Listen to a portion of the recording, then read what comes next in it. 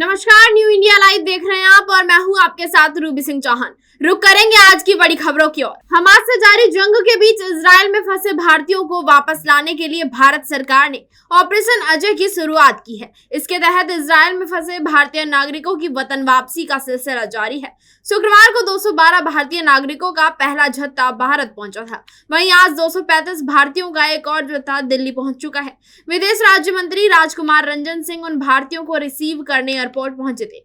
Israel से भारतीय नागरिकों को वापस लाने के लिए एयर इंडिया की दूसरी फ्लाइट शुक्रवार की शाम करीब 5:30 बजे तेल अवीव के उड़ान में भरी थी। इजराइल में करीब 18,000 भारतीय फंसे हुए हैं। भारत सरकार ने बुधवार को ऑपरेशन अजय को शुरू किया था। विदेश मंत्री एस जयशंकर ने कहा था कि भारतीय नागरिकों की सुरक्षा के लिए वो प्रतिबद्ध हैं। बता दें कि 212 नागरिकों का पहला जत्था शुक्रवार सुबह एक चार्टर्ड विमान से भारत पहुंचा। इजराइल से भारतीय नागरिकों की वापसी के लिए पहली उड़ान गुरुवार देर शाम बेन गुरियन एयरपोर्ट 212 लोगों को लेकर रवाना हुई और शुक्रवार सुबह दिल्ली पहुंची थी। बता दें कि भारत सरकार उनकी वापसी का खर्च उठा रही है। विदेश मंत्रालय के प्रवक्ता अरिंदम बागची ने गुरुवार को कहा था कि इजराइल में फिलहाल करीब 18,000 भारतीय रह रहे हैं। बता दें कि हमास ने पिछले शनिवार की सुबह अचानक से इजराइल पर हमला कर दिया। हमास के लड़ाकों ने इजराइल पर 5,000 से अधिक रॉकेट दागे। इस हमले में इजराइल के 1300 से ज्यादा लोगों की मौत हो गई, जबकि हजारों लोग घायल हुए। इस मामले के बाद इजराइल ने भी जवाबी कार्रवाई की, जिसमें हमास के भी सैकड़ों लोग मारे गए, जबकि हजारों लोग घायल हुए। दोनों के बीच पिछले 7 दिनों से जंग जारी है। इजराइल लगातार हमास पर हमले कर रहा है। उसके करीब 3 लाख सैनिक गाजा पट्टी में तैनात। वहीं इजराइल और फिलिस्तीन की लड़ाई में पूरी दुनिया के देश अलग अलग गुट में बंट गए हैं। दोनों देशों के समर्थन में प्रदर्शन और विरोध प्रदर्शन हो रहे हैं। भारत भी इन प्रदर्शनों से अछूता नहीं है। इजराइल और फिलिस्तीन के बीच चल रहे युद्ध की आंच दिल्ली में भी महसूस हो रही है। जवाहरलाल नेहरू विश्वविद्यालय और जामिया मिलिया इस्लामिया के छात्रों के ग्रुप लगातार फिलिस्तीन का समर्थन कर रहे हैं। शुक्रवार को भी जामिया मिलिया इस्लामिया में फिलिस्तीन समर्थित कुछ छात्रों ने नारेबाजी और प्रदर्शन किया। फिलिस्तीन समर्थक ये छात्र इजराइल को एक उत्पीड़क देश बता दे रहे हैं और फिलिस्तीन के पक्ष उतरे हैं। ये विरोध प्रदर्शन तब हो रहा है जबकि केंद्र सरकार ने इजराइल पर हुए हमास के हमले की कड़ी निंदा की है। प्रधानमंत्री नरेंद्र मोदी ने एक बयान जारी कर आतंकी हमले की निंदा की थी। जवाहरलाल नेहरू विश्वविद्यालय एवं जामिया मिलिया इस्लामिया के छात्रों के कुछ समूह ने फिलिस्तीन की स्वतंत्रता की मांग उठाई है। ये छात्रों ने फिलिस्तीन के समर्थन में नारेबाजी की और इजराइल का विरोध किया। बता दें कि इससे पहले जेएनयू छात्र संघ की अध्यक्ष आयशा घोष ने इजराइल के खिलाफ और फिलिस्तीन के समर्थन में ट्वीट किया था। उन्होंने लिखा था कि उत्पीड़क देश और कब्जा करने वाले को रक्षा के अधिकार के बारे में भाषण देने का कोई अधिकार नहीं है। उन्होंने कॉमरेड चे गेवर को पुण्यतिथि पर उन्हें याद भी किया। वामपंथी छात्र संगठन ऑल इंडिया स्टूडेंट्स एसोसिएशन ने भी फिलिस्तीन का समर्थन किया है।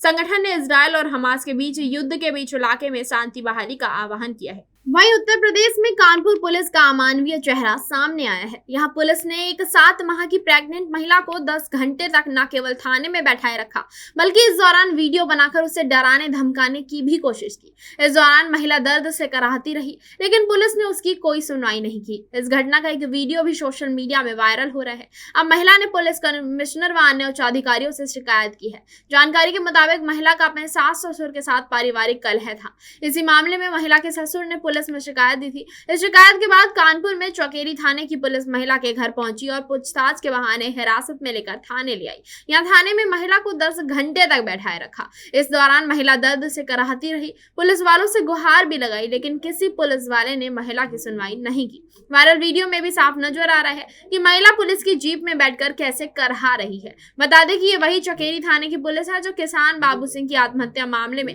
आज तक भाजपा नेता आशु दिवाकर प्रियरंजन को गिरफ्तार नहीं कर पाई है, लेकिन जब मौका मिला तो इस प्रेग्नेंट महिला पर पूरा जोर दिखा रही है।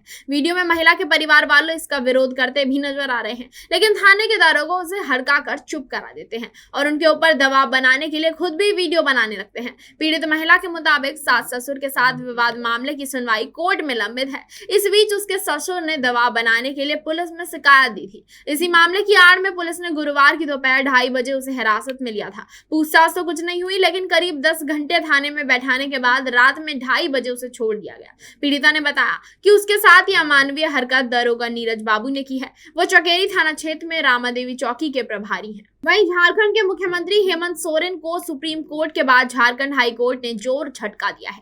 ईडी के समन के खिलाफ हाई कोर्ट पहुंचे हेमंत सोरेन की याचिका को सुनवाई के योग्य ही नहीं माना गया। मामले की सुनवाई झारखंड हाई कोर्ट के मुख्य न्यायाधीश जस्टिस संजय कुमार मिश्रा और जस्टिस आनंद सेन की खंडपीठ में हुई, जहां हेमंत सोरेन की ओर से वरिष्ठ वकील कपिल सिब्बल ने उनका पक्ष रखा। वहीं ईडी की ओर से additional solicitor general SV Raju पेश हुए थे।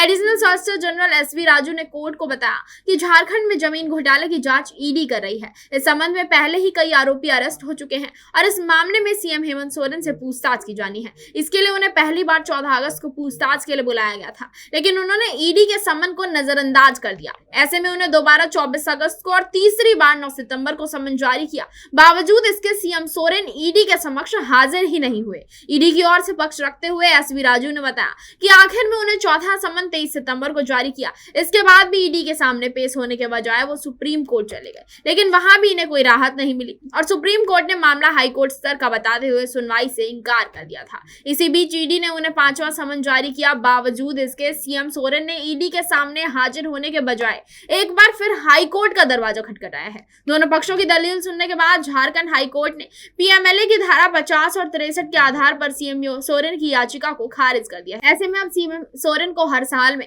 ईडी के समक्ष हाजिर होना ही होगा। वहीं प्रधानमंत्री नरेंद्र मोदी ने उत्तराखंड को करीब 4200 करोड़ रुपए की परियोजना की सौगात दी है। पिथौरागढ़ पहुंचे प्रधानमंत्री ने राज्य की 23 बड़ी परियोजनाओं का लोकार्पण और शिलान्यास किया।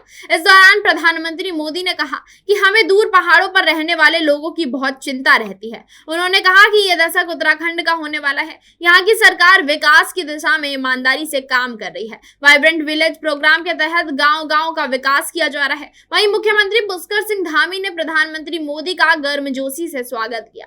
उन्होंने कहा कि प्रधानमंत्री के नेतृत्व में केदारखंड में मंदिरों का पौराणिक स्थल पर विकास हो रहा है, उससे इस क्षेत्र का भी संपूर्ण विकास सुनिश्चित होगा।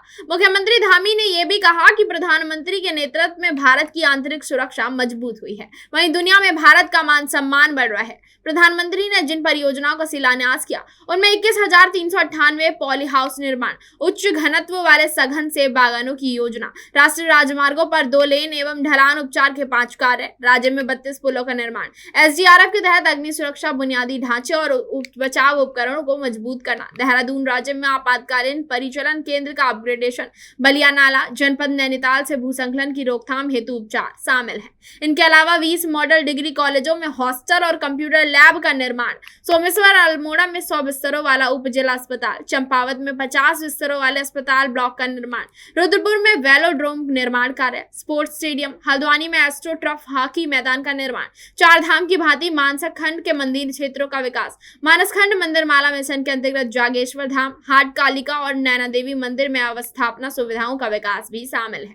प्रधानमंत्री ने जिन परियोजनाओं का लोकार्पण किया उनमें पीएमजीएसवाई के तहत 76 सड़कें, पीएमजीएसवाई के तहत ग्रामीण क्षेत्रों में 25 पुल, 9 जिलों में 15 ब्लॉक कार्यालय भवन, केंद्रीय सड़क निधि के अंतर्गत 3 सड़क सुदृढ़ीकरण कार्य, कौशानी बागेश्वर रोड, धारी डोबा किरचना रोड, नगर किरचना रोड और राष्ट्रीय राजमार्गों को 2 लेन एवं सुदृढ़ीकरण करने का कार्य शामिल है। वहीं पीएम मोदी आज यानी 14 अक्टूबर 2023 को मुंबई के जियो वर्ल्ड सेंटर में आयोजित इंटरनेशनल ओलंपिक कमेटी के 141वें सेशन का उद्घाटन करेंगे। आईओसी का सेशन कमेटी के सदस्यों की एक अहम बैठक होती है जिसमें ओलंपिक गेम्स के फ्यूचर को लेकर फैसले लिए जाते हैं। भारत में 40 सालों बाद दूसरी बार आईओसी का आयोजन हो रहा है। इससे पहले साल 1983 में भारत ने आईओसी के 88 सेशन की मेजबानी की थी। प्रधानमंत्री कार्यालय की ओर से एक बयान जारी कर इसके बारे में जानकारी दी गई। बयान के मुताबिक आईओसी का 141वां सेशन वैश्विक सहयोग को बढ़ावा देने, खेलों के जरिए उत्सव मनाने और ओलंपिक के आदर्शों को आगे बढ़ाने के प्रति देश के समर्पण का प्रतीक है। यह सेशन खेलों से जुड़े कई हितधारकों के बीच चर्चा और नॉलेज शेयर करने का मौका देता है। कमेटी के अध्यक्ष थॉमस बाक और आईओसी के अन्य सदस्यों के साथ साथ भारतीय खेल जगत के दिग्गज, भारतीय ओलंपिक संघ सहित विभिन्न खेल महासंघों के प्रतिनिधि इसका हिस्सा बनेंगे।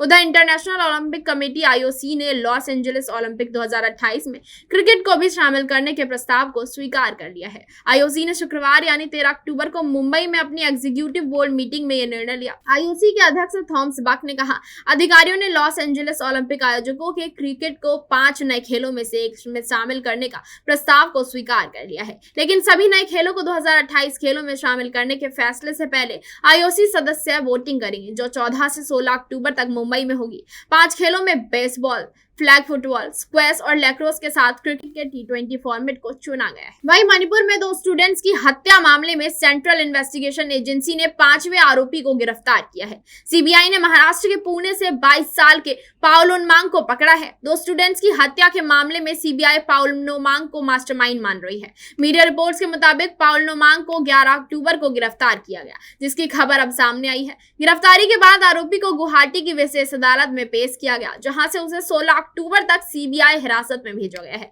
इस मामले में 1 अक्टूबर को सीबीआई ने 4 आरोपियों को गिरफ्तार किया था। इनमें 2 पुरुष पाउनिमला हाउकिपी और मालसवान हाउकिपी और 2 महिलाएं लिंगचोनु बेतुकी और टैनिकलिंग शामिल हैं। 23 सितंबर को मोबाइल इंटरनेट से बैन हटने के बाद 2 स्टूडेंट्स के शवों की फोटो सामने आई थी। यह तस्वीरें सोशल मीडिया पर वायरल हो गई। फोटो में दोनों की बॉडी जमीन पर पड़ी हुई नजर आ रही है, साथ ही लड़के का सिर कटा हुआ है। हालांकि दोनों स्टूडेंट्स के शव अभी तक नहीं मिले हैं। दोनों स्टूडेंट्स आखिरी बार जुलाई में एक दुकान में लगे सीसीटीवी कैमरे में दिखाई दिए थे। वहीं महाराष्ट्र में विधायकों की अयोग्यता मामले पर सुप्रीम कोर्ट में शुक्रवार 13 अक्टूबर को सुनवाई हुई। कोर्ट ने इस मामले में लगातार हो रही देरी पर महाराष्ट्र स्पीकर पर नाराजगी जताई।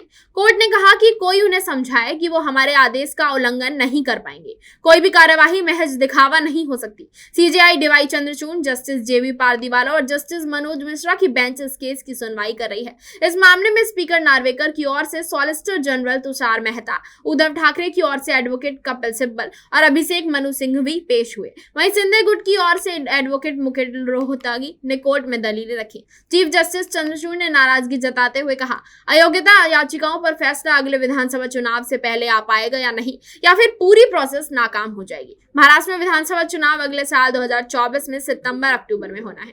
सुप्रीम कोर्ट ने यह भी कहा कि इस साल जून के बाद से इस विधायकों की अयोग्यता मामले में कुछ नहीं हुआ है। सुप्रीम कोर्ट ने सरकार के शीर्ष कानून अधिकारी को स्पीकर को सलाह देने के लिए कहा है। यह भी कहा कि उन्हें मदद की जरूरत है। इसी के साथ इस बुलेटिन में इतना ही। जुड़े रहे हमारे साथ और देखते रहें न्यू इंडिया लाइव।